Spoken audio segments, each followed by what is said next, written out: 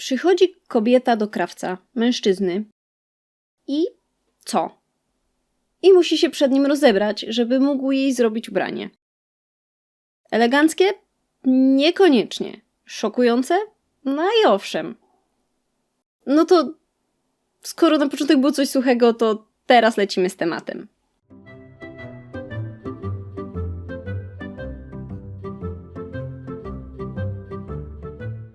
Nazywam się Katarzyna Andres i poza tym, że szyję, interesuję się również krawiectwem, tym jak żyło się krawcom.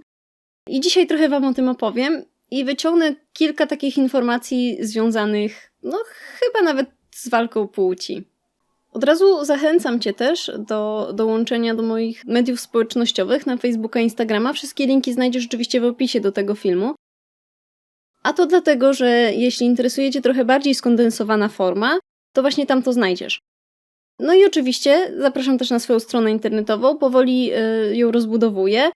Jest tam blog i pojawia się też słowniczek pojęć związanych z historią mody i z historią mody męskiej. Więc może znajdziesz tam też coś dla siebie interesującego.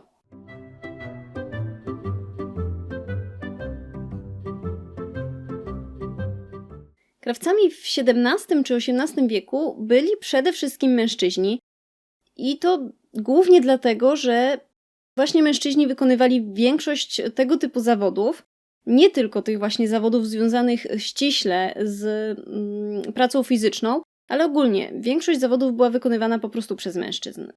Jeśli chodzi o kobiety, to były one może nie krawcowymi, bo zwykle właśnie nie były krawcowymi, były szwaczkami i to zdarzało się w dwóch przypadkach.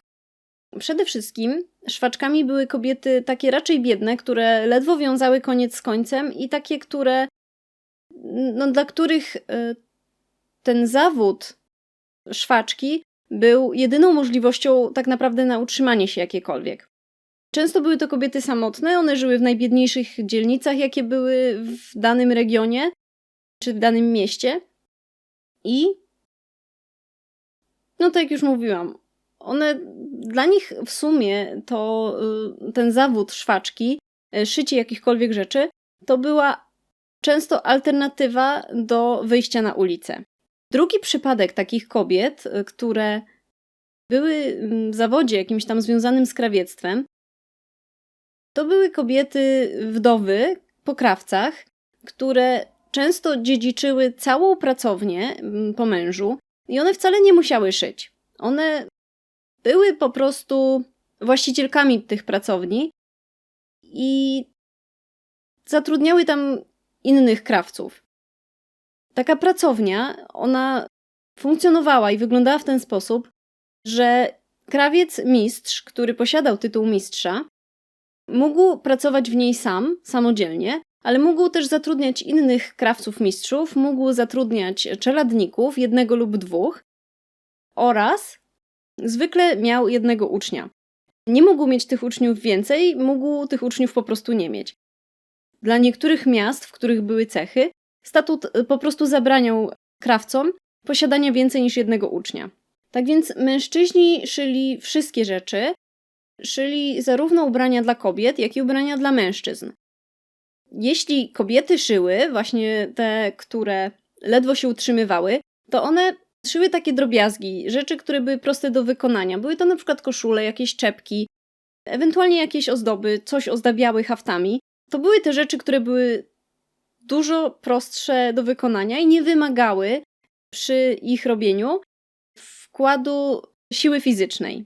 No i teraz jak już jesteśmy przy tym szyciu i przy tym, co szyli mężczyźni, co szyły kobiety, to warto zwrócić uwagę na to, że gorsety, czyli ta warstwa, jedna ze spodnich warstw damskiej odzieży, one również były szyte przez mężczyzn.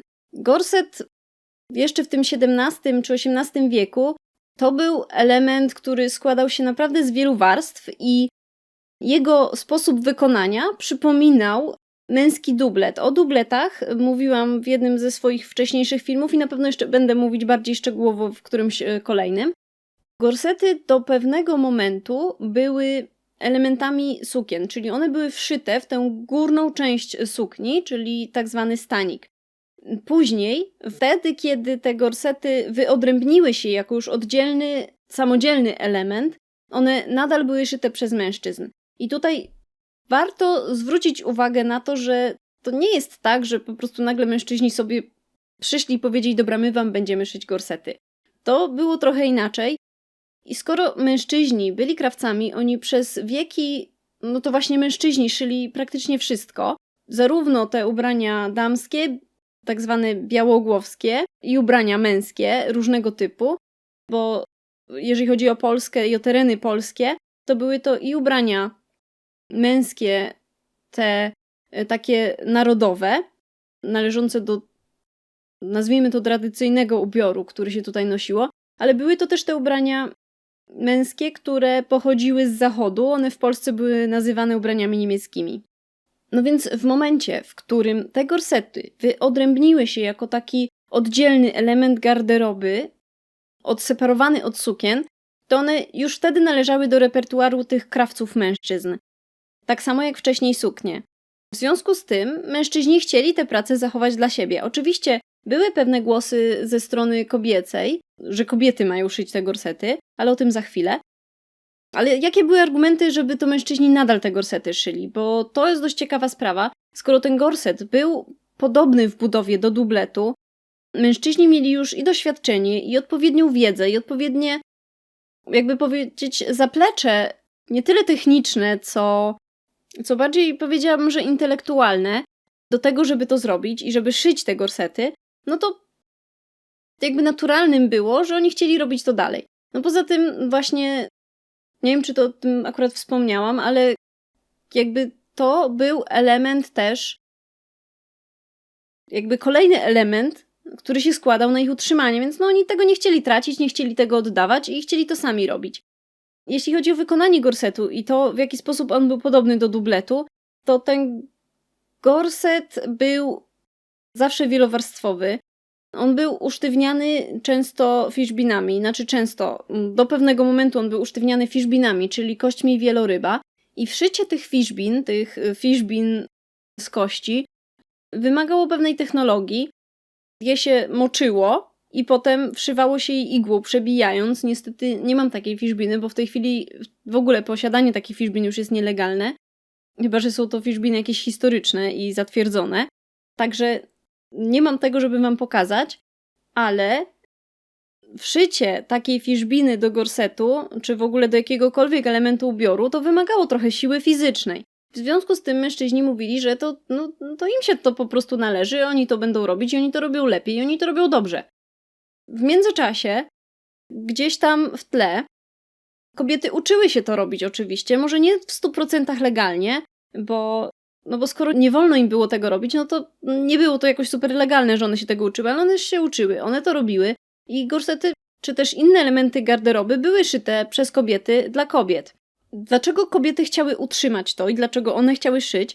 No tak jak już powiedziałam, część z tych kobiet, które zajmowały się w ogóle jakimikolwiek rzeczami związanymi z krawiectwem, to były kobiety, dla których to było jedyne źródło utrzymania i które nie miały innej możliwości poza wyjściem na ulicę w wiadomym celu, jak tylko zająć się po prostu szyciem. Więc one szyły.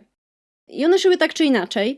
Jako argument właśnie było podawane to, że żeby kobiety nie schodziły na złą drogę, że one powinny się zajmować tym szyciem nadal.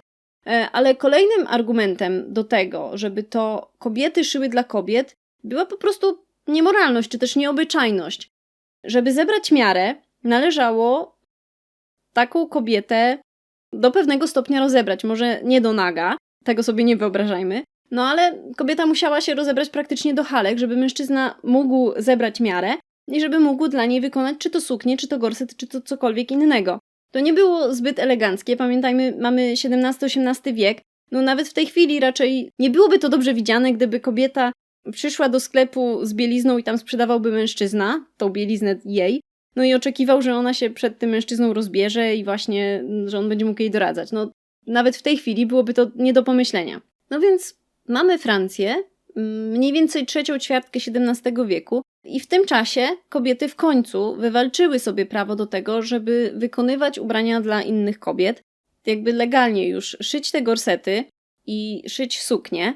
I też argumenty za tym, które one podawały, były takie, że kobieta kobiecie uszyje to lepiej. Te kobiety, które przychodzą, czyli klientki, nie będą narażone na nieobyczajność ze strony mężczyzn i na to, że mężczyźni będą je oglądać podczas zbierania miary.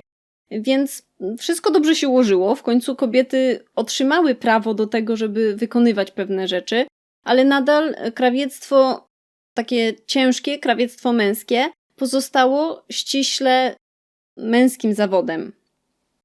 Dobra, nagrywanie poszło mi dzisiaj wyjątkowo szybko, wyjątkowo sprawnie, przynajmniej tego odcinka, bo jeśli oglądaliście odcinek w zeszłym tygodniu, to on był o koszuli, gdzie mówiłam po angielsku i to był pierwszy odcinek, który nagrywałam w tej serii, więc była po prostu masakra. Odcinek, który trwać będzie pewnie kilka minut, ja nagrywałam przez ponad godzinę i miałam dość. Myślałam, że tego następnego odcinka już dzisiaj nie nagram i że w ogóle nie będzie tego i po co. No ale udało się. Serdecznie Cię zapraszam do śledzenia moich mediów społecznościowych na Facebooka, Instagrama. Wszystkie linki oczywiście znajdziesz w opisie do tego odcinka. No i zostaw like pod wideo, subskrybuj kanał. No i do zobaczenia w kolejnym odcinku, ponieważ będę trochę bardziej chyba przybliżała też to, jak działali krawcy, jak działało to krawiectwo męskie, no i jak wyglądała w ogóle nauka zawodu krawieckiego te wieki temu, bo nie lata, tylko bardziej wieki temu.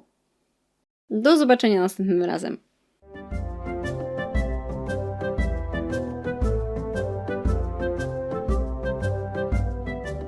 Muzyka to Overture Aleksandra Nakarada.